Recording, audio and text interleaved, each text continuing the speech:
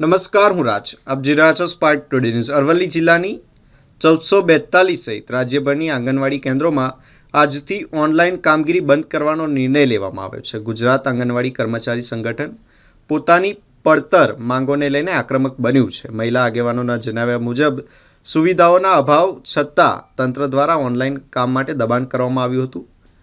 વર્ષ 2022માં આંગણવાડી વર્કરોને mobile phone આપવાની જાહેરાત કરવામાં આવી હતી, પરંતુ હજુ સુધી તેમને કોઈ સુવિધા આપવામાં આવી નથી. આ મુદ્દે ગત મંગળવારે અરવલ્લી સહિત રાજ્યની તમામ સીડીપીઓને આવેદનપત્ર આપવામાં આવ્યું હતું અને માંગણીઓ ન સંતોષાય ત્યાં સુધી ઓનલાઈન કામગીરી નહીં કરવાની ચીમકી આપવામાં આવી હતી. આ બાબતે અરવલ્લી જિલ્લા વિકાસ અધિકારી દીપેશ કેડિયાનું નિવેદન પણ સામે આવ્યું છે.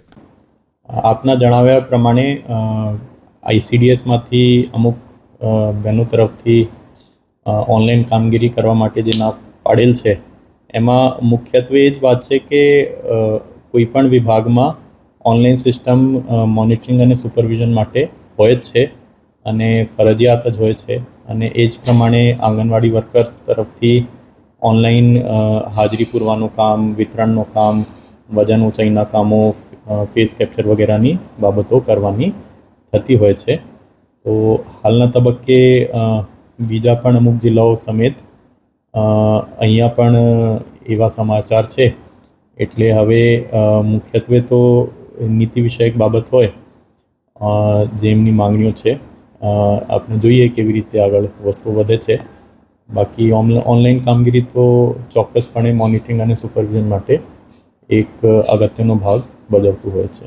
સર, આમાં કોઈ ઓનલાઈન જે બંધ થયું એમાં કઈ વહીવટમાં અસર થશે ખરી?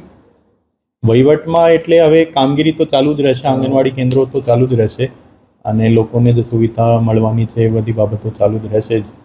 એટલે એમાં કોઈ અત્યારે તો અમારા તરફથી કામગીરી બંધ કરવા માટે અથવા ઓનલાઈન કામગીરી બંધ કરવા માટે એવી બંને પ્રકારની કોઈ સૂચના